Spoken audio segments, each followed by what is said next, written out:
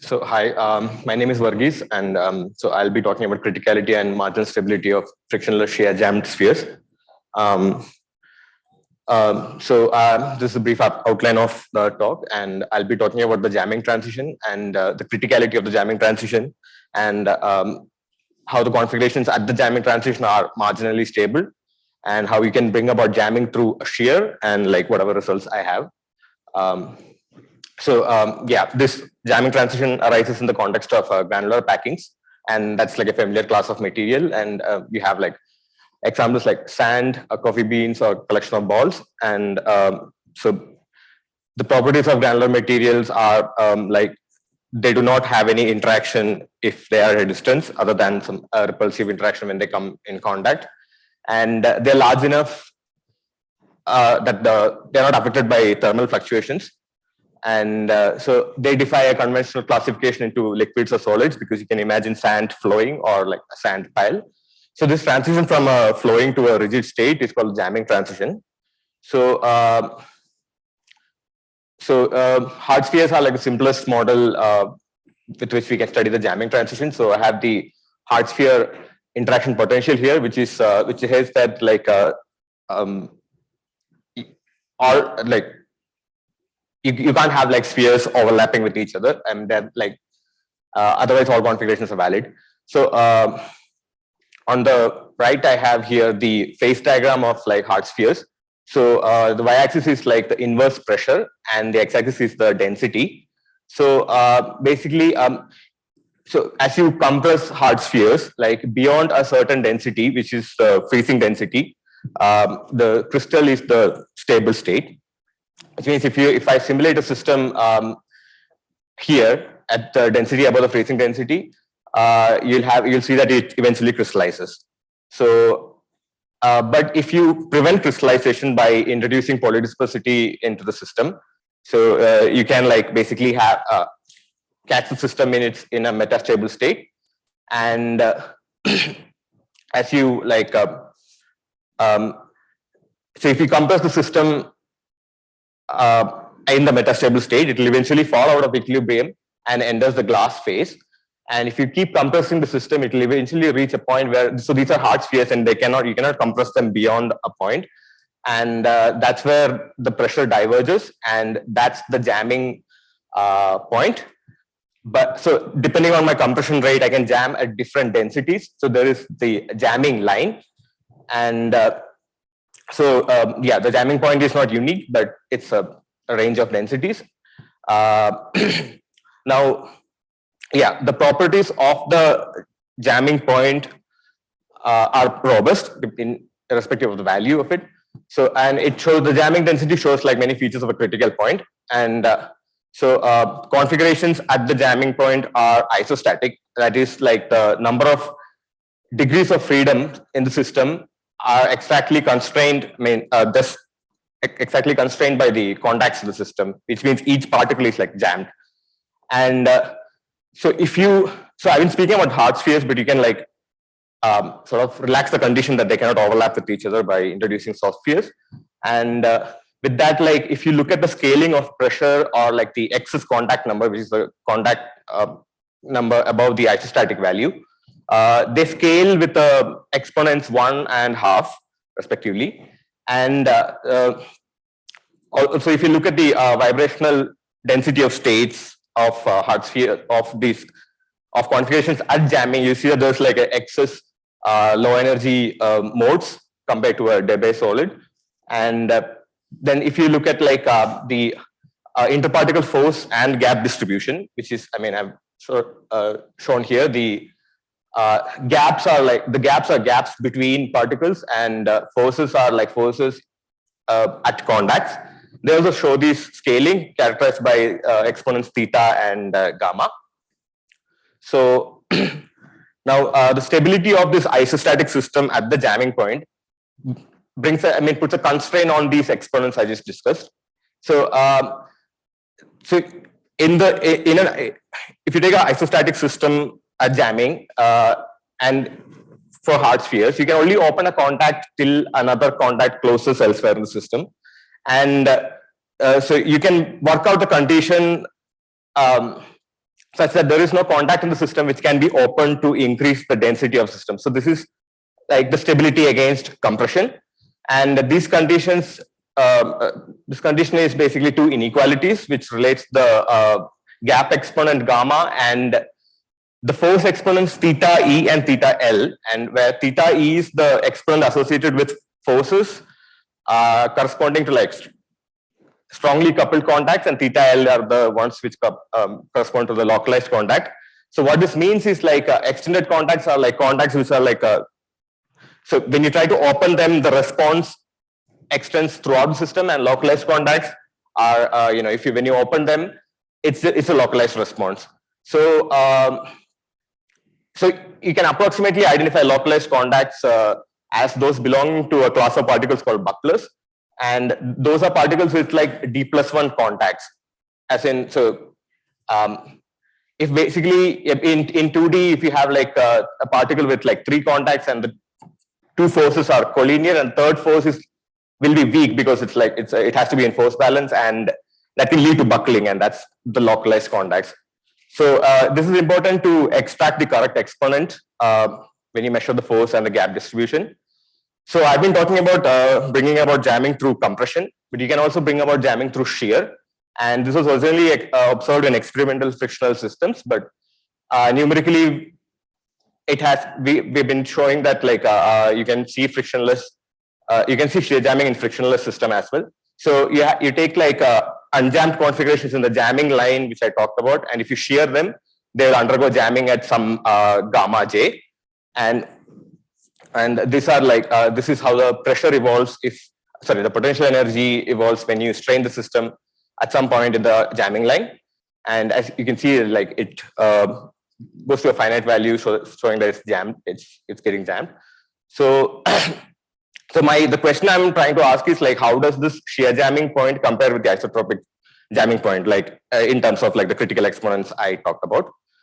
And well, so I see that like, I mean, so if you replace the distance from the jamming point, in the case of compression, it was the phi j, and here I have gamma j, and d gamma is the distance from the jamming point in terms of strain.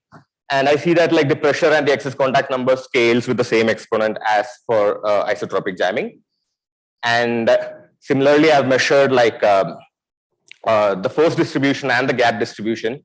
And again, I see that like the exponents I get for at the shear jamming point matches quite well with what I get at isotropic jamming point. And the other thing I actually did not discuss is that like the exponents for the force distribution and the gap distribution have been calculated in the mean field limits for hard sphere glasses, and those exponents match quite well with what we get in the finite dimensions. So they, yeah. And the other thing I looked at is the elastic properties of the shear jam configurations. So elastic properties are, so you have the stiffness matrix, which is like the matrix of the shear moduli. So when you compute the elastic matrix at the jamming point, and okay, so at the shear jamming point, both bulk and shear moduli is non-zero, and but at the isotropic jamming point, you only have the bulk moduli being non-zero. But when you look at the eigenvalues of the stiffness matrix at both isotropic and shear jamming point, we see that only the largest eigenvalue of the elastic matrix remains non-zero as you approach jamming, and the eigenstrain that corresponds to this largest eigenvalue has both shear and compressive components at shear jamming, whereas it only has the compressive component at isotropic jamming. So yeah, and I've looked at the I've taken the eigen vector corresponding to the largest eigenvalue of the stiffness matrix, and that's like a strain vector. That's a strain, and then when I look at the projection of the this eigenvector with both compressive and shear strain, For shear jamming at like different densities in the jamming line, I see this non-monotonic behavior where like and this non-monotonic behavior seems to be related to the anisotropy of the configuration, and where basically if you the more anisotropic the configuration is, you have like the projection of the shear strain on the dominant eigenvector is proportional to the anisotropy in the system. Yeah, so that's my conclusion. And so jam packing can be generated through compression and shear. And shear jamming transition shows the same criticality as compression-driven jamming. And shear jam packings are marginally stable, and the dominant eigen strain of the stiffness metrics of the isotropically jammed configuration and that of shear jam configurations are related by a rotation, because and it's my reference. Thanks. Very interesting. So these two things, have you done it for only hard spheres? Sorry? Have you only done it for the hard spheres? Or no, so I mean, everything I talked about is actually soft spheres, because so you cannot like compress a system beyond the jamming density for hard spheres. So to study the transition from above, you relax that condition, and you say that like they can repulse each other using soft. So you call it soft spheres, and they basically interact through a repulsive potential. So you can compress them beyond the jamming density or the jamming strain. So yeah. Just had a question. I mean, did you look actually that the structure of this modes? I mean, the eigen modes that you get. I mean, like you have all these quasi-localized modes and so on, right? In these jammed structures. Yeah. So the eigenmodes of the stiffness metric. Yeah, I did. So those eigenstrains, like I said, so there's only one of them is like non-zero at the jamming point, and that is predominantly a compressive strain for when you look at like isotropically jammed systems. No, but did you look at the eigenfunctions? No. Because and for this at the jamming point, it's supposed to be like you have either these phonon modes and then this. Yeah, so that's the eigenmodes of the Hessian. Yeah, isn't it similar? Isn't it the same? No, these are eigenstrains. So these are strains, and those are they are like displacements, right? Energies. Like I thought you're taking the jammed system and then. And I find so I don't compute the Hessian. I'm computing the. No, but what is the stiffness matrix? So the eta is strains here.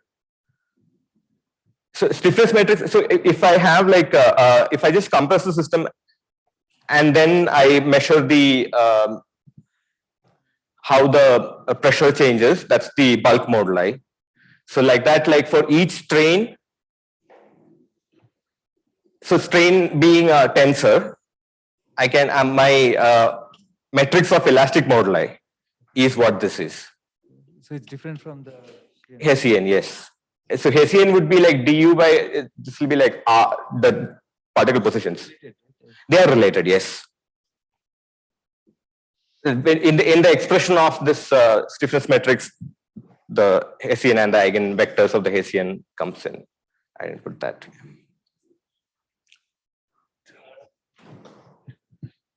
Sorry, I had a naive question. When you have soft sphere, yes. How do you define the jamming transition exactly? I mean, so approximate definition, or so for soft spheres, I can say if I cannot minimize the energy to 0, then that's how I can identify the jamming point.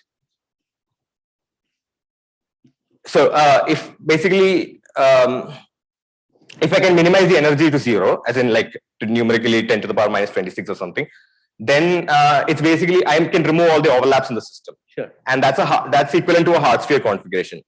So for a soft sphere system, the point where I cannot do it, that's where hard sphere systems cannot be cease to exist. So that's the transition. Soft spheres are like you have a potential which is 0 up till something and then rising, not sharply, but increasing. Yes, yes. So you have a 0 potential region.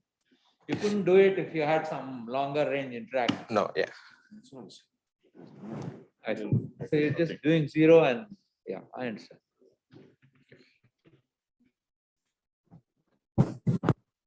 Are tired maybe, and so no other questions. Let's thank Varghese for Thank you. talk, and let's thank all the speakers of this session.